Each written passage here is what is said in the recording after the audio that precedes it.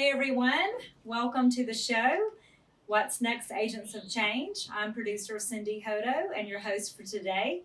My guest is Coach Lonnie Schrader. He is a coach at Sacred Heart High School in Hattiesburg, Mississippi. Welcome to the show, Lonnie. Good to be here. Thank you. Quick story on how we met. My mother-in-law lives in an apartment complex, and we were walking to the elevator and ran into Lonnie and his mother. He was visiting her. So they're neighbors. And we said, hey, nice to meet you. Lonnie left, and his mom began to tell me this amazing story about her son.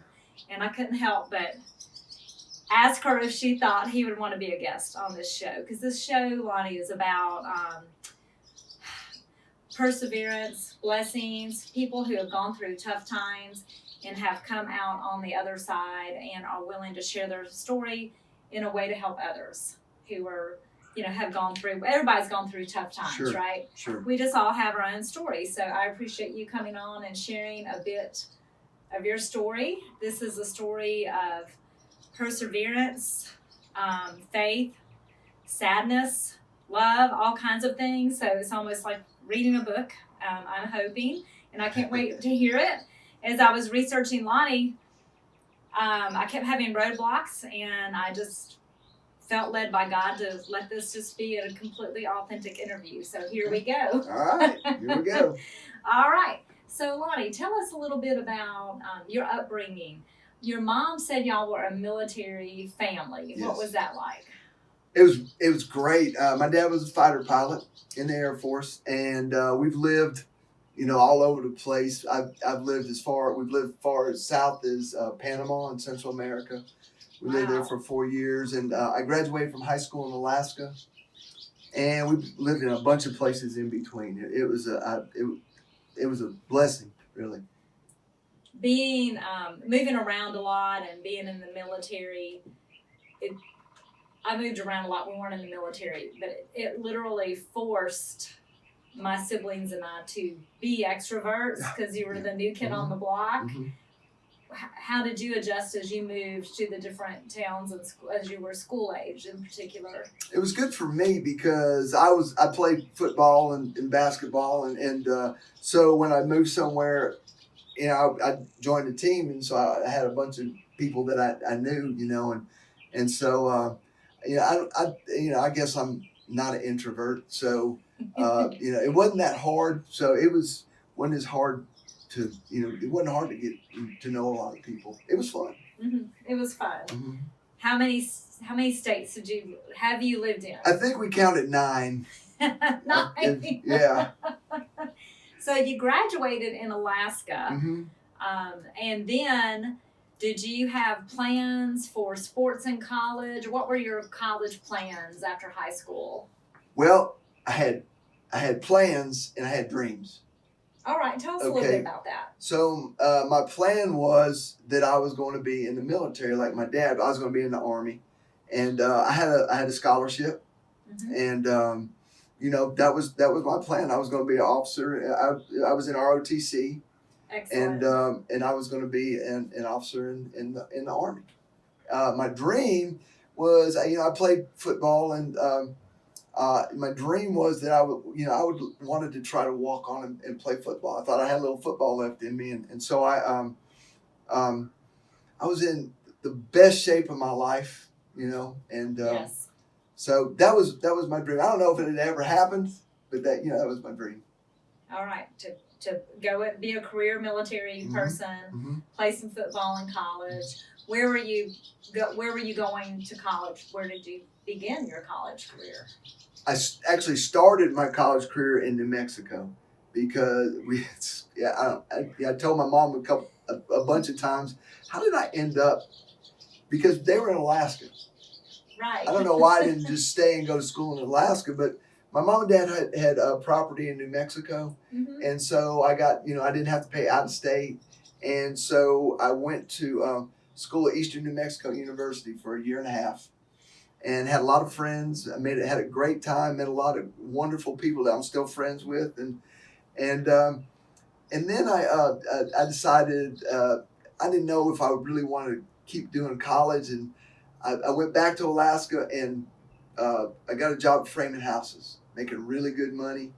And I had a guy that I worked with.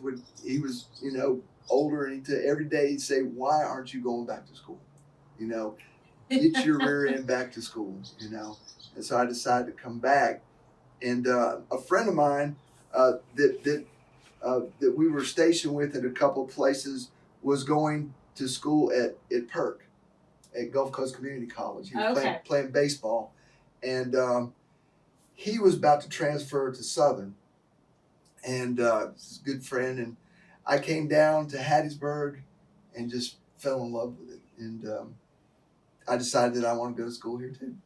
Okay, so you actually came to Hattiesburg, Mississippi before your parents did, is that right? Yeah, yes. All right. Yes. And Southern, for our viewers and listeners out there, is University of Southern Mississippi, which is otherwise known as Southern Miss.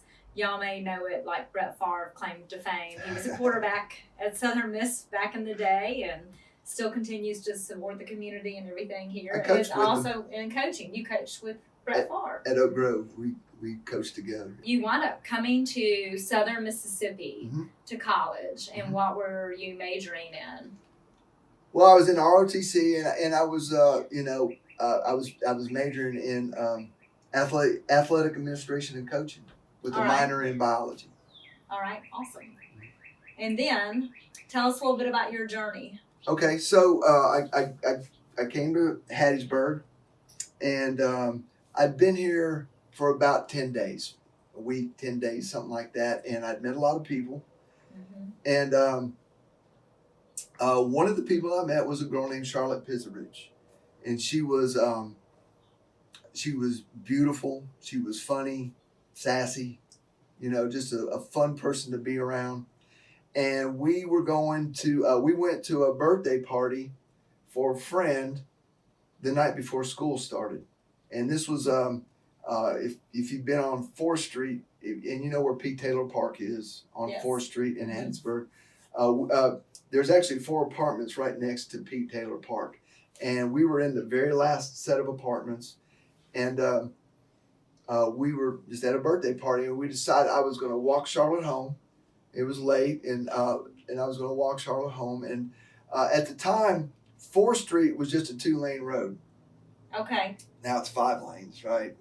Turn lane in the middle, and wasn't very well lit, and looks completely different than it does now. But I was walking Charlotte home, and the next thing I know, I'm on the ground, face down on the ground, my arms in front of me, and I can't catch my breath. I can't find my other arm. And I look at my arm, and there's a bump in it. I went to raise my arm, and my elbow went up, but the rest of my arm stayed there. And I thought, well, I've been in a car wreck, but I don't remember even getting in a car. And so what had happened was Char and I had been hit by a drunk driver going down 4th Street. They say he was going about 55, 70 miles an hour. And so the people the impact, the people heard him hit us at the party, which was quite a ways away. And they found me right away. And like I said, I was up underneath a parked car. I got thrown up underneath a parked car and face down. And when they found me, there was 2 feet on my back, and they thought that someone was wedged underneath the car with me. But it was my legs on my back. They were still attached to me, but they were shattered. My bones and my leg were shattered, and they were laying on my back. This arm was broken in 8 places. My shoulder was dislocated. This arm was actually over here. I had 6 broken ribs, punctured lung, and so they called the ambulance. And the whole time I'm saying, hey, I was with a girl. Her name was Charlotte. Where's Charlotte?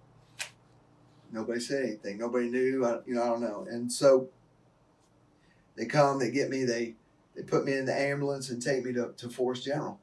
And I vividly remember being on the ground. I can remember the lights and everything. and being at Forest General, I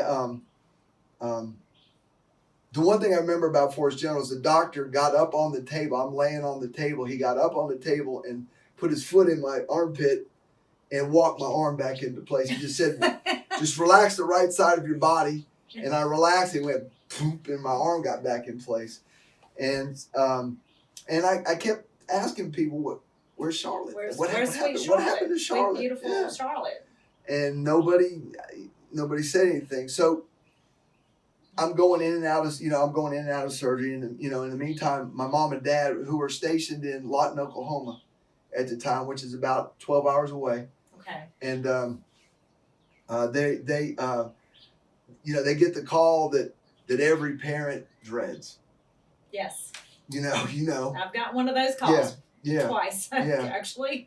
And Colonel Schrader, your son's been in an accident. We don't know if he's going to make it. And so you need to come. So they get in the car and they go right now. And they're driving and so I'm going in and out of surgery. That's kind of how I remember it.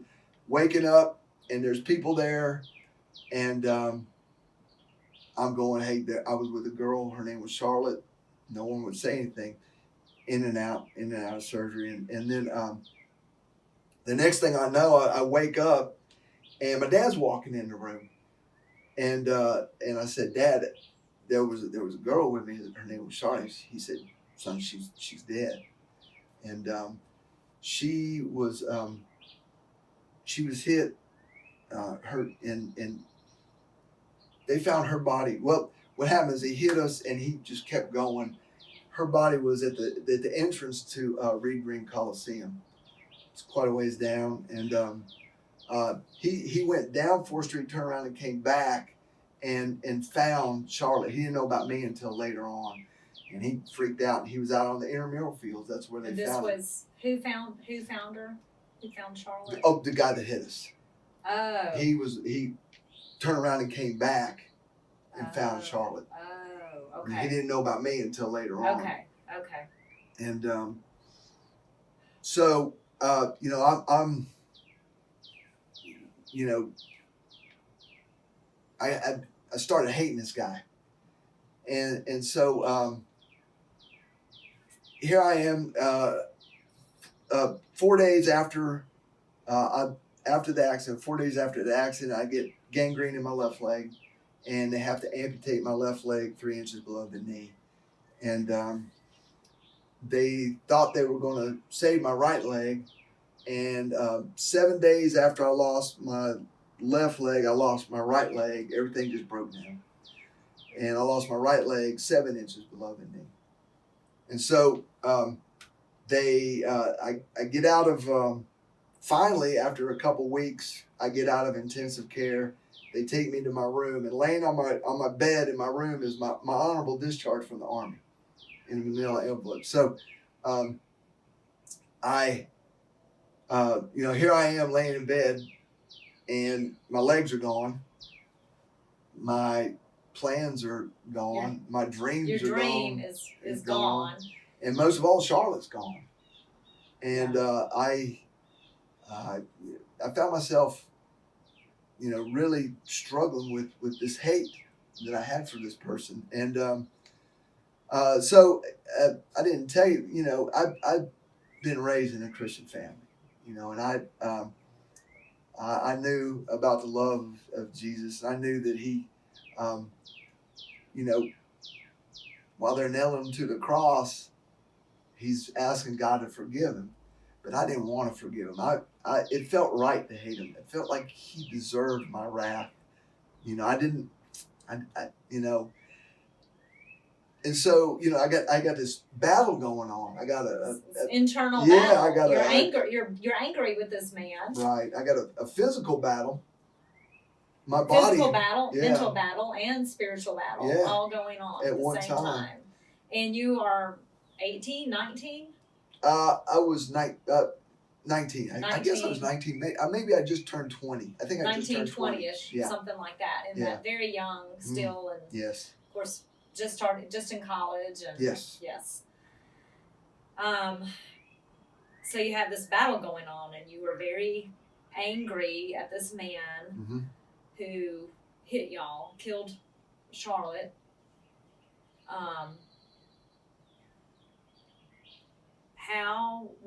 What happened? What was the turning point for you to start flipping that hate into I've got to move, I've got to make it, I'm going to make it, and things are going to change? Was it something spiritual? Was it encouragement from others? What happened to make that shift in you? Well, I believe that the Holy Spirit was ministering to me from the instant that I was hit. And so there was this little Irish Catholic priest. His name was Father Pat O'Shaughnessy. And he would come in my room every day. And he, we talked. And one day he walked into the room and I said, Father Pat, Fred was the guy that hit us. And he said, yes. And I said, well, tell him I forgive him. And, like I said, I don't believe that was me speaking. I think it was the Holy Spirit speaking through me. But Yes. A peace passed over me. In the Bible calls it a peace that passes all understanding. And Yes. And I've had that for the last 42 years. Father Pat and I prayed, and I said, Lord, I'm just going to give this to you. I'm going to let you handle it. Here you go. And I'm going to just trust that you're going to take care of me. And, 42 years later, I can say that there's never been a time. I mean, it hadn't been easy. But there hasn't been a time where I have needed something where God hadn't already planned for me to have it. Provided it. Mm-hmm. So you knew Fred's name.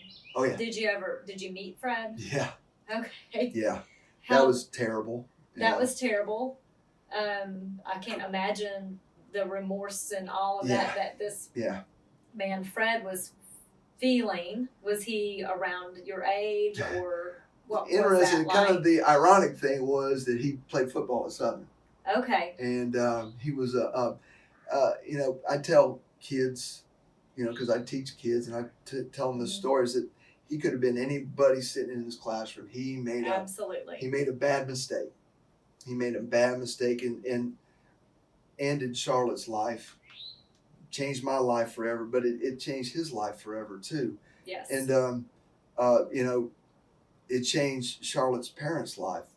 There's not a day that goes by that Mr. and Miss Pizrich don't mourn the death of Charlotte. Yes. So the decision that he made was a terrible decision, but he's not a bad person. Right. Absolutely. Yes. People make mistakes every single day. Yes. And you never know what mistake you make. Usually you just think the mistake's going to affect you. You don't realize it may affect other people. Right. And hey, I've made plenty of mistakes. You and me we both. all have. You so and me we're both. we're not the judge. That's right. So you got to know Fred. Yeah, we were best buddies or anything, but Right. I came back to Southern a year later. I went home, and I was at Forest General here in Hattiesburg for a month. I was at Fort Sill Army Hospital for a month. Where is that? In Lawton, Oklahoma. That's where my dad was stationed. Okay. And in then Oklahoma. And then I don't know, 6 months after I lost my legs, I got my first pair of legs, wore them out, got another pair. Were they like these kind of legs? No, or what were they like? no. These are space age compared to the pair of legs that I got then. They were, the technology has grown leaps and bounds since I first got artificial legs. So you got your first set in And Oklahoma. actually, I got them in San Antonio because Dad was in the Air Force, and we had to go to wherever it was in San Antonio to get them. Okay. I had to stay there for 6 weeks. We stayed with some wonderful friends that let us. They were actually with us in Panama, and they opened up their house and let us stay with them for 6 weeks. And so I finally got my first pair of legs, wore them out, got another pair, and then by the grace of God, I was back at Southern in a year. Wow, that is amazing, a miracle. Yes. That all went so fast. Yes. So about a year, probably exactly about a year, because did you Mhm. start that next Yes. year as your freshman year again? Well, it was actually my sophomore year because Sophomore, I so joined you this. were Yeah, going in. So Mhm. had you already been at Southern a year? I've been at Eastern New Mexico University. Oh, Yeah. I forgot. I skipped that. You started there, and then you I came travel to around a Southern. lot. It's hard to keep track. That's right. We gotta do the red pinpoints Yeah, on the right, map, right, to right. keep up with you. Right.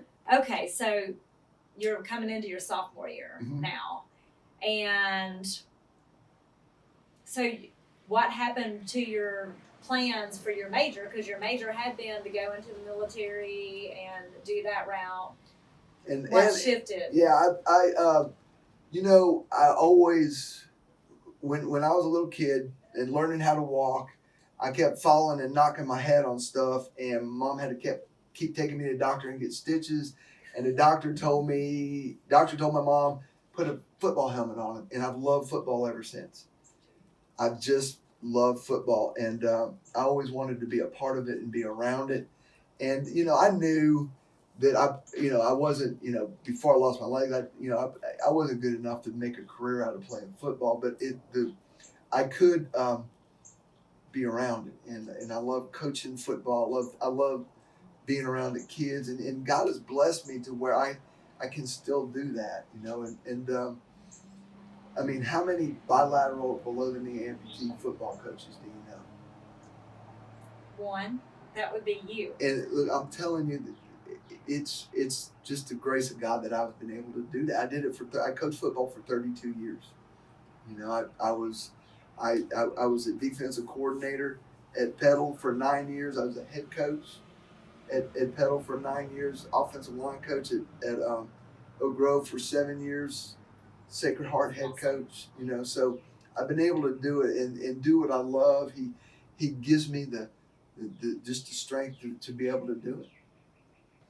That's amazing. It's an incredible journey and a story.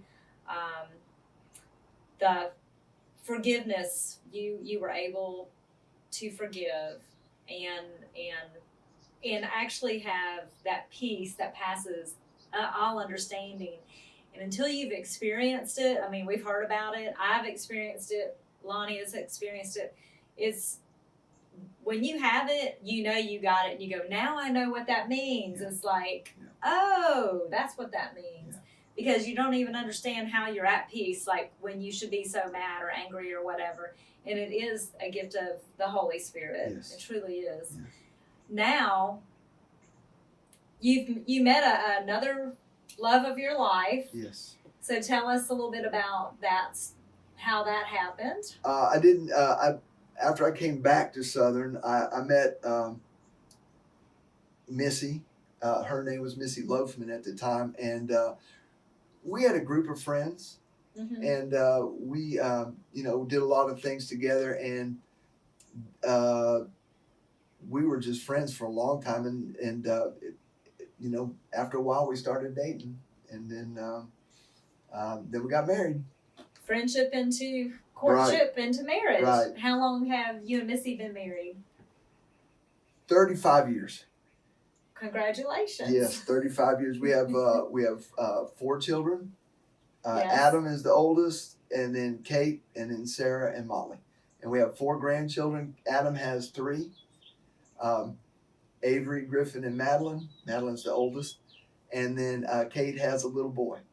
Well, so you His have a name is huge Walker. family now. Yes, we with do. Missy. What a blessing that is. Molly's married, so we have a big family. That's such a gift from God too. Oh, yes. Just such a blessing. And I can tell when you talk about coaching, how your face just lights up, that you just truly enjoy Yes. what you are doing, Yes. enriching these young lives and helping mold them. It's a blessing. It is a blessing. They are blessed to have you. Well, it's a blessing to be part of their lives, and they give me so much joy, just to be around them, and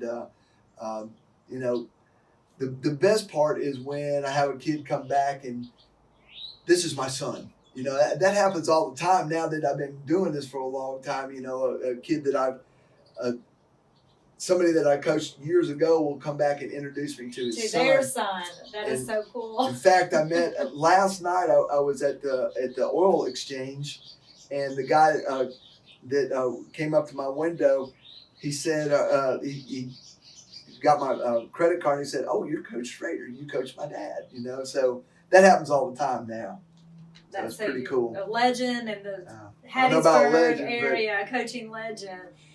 And you know, that is such a testament to your character, that these students of yours are coming back and bringing their children to meet you. I had a coach in high school, and she coached volleyball and cheerleading and all these things, and it took me years to make the cheerleading squad. Like I started in 7th grade, I finally made it 11th grade. Oh, so, good for but I was you. not going to quit. There you go. That's awesome. But it was always only 10 people who made it. It was not going to be more than 10. Right.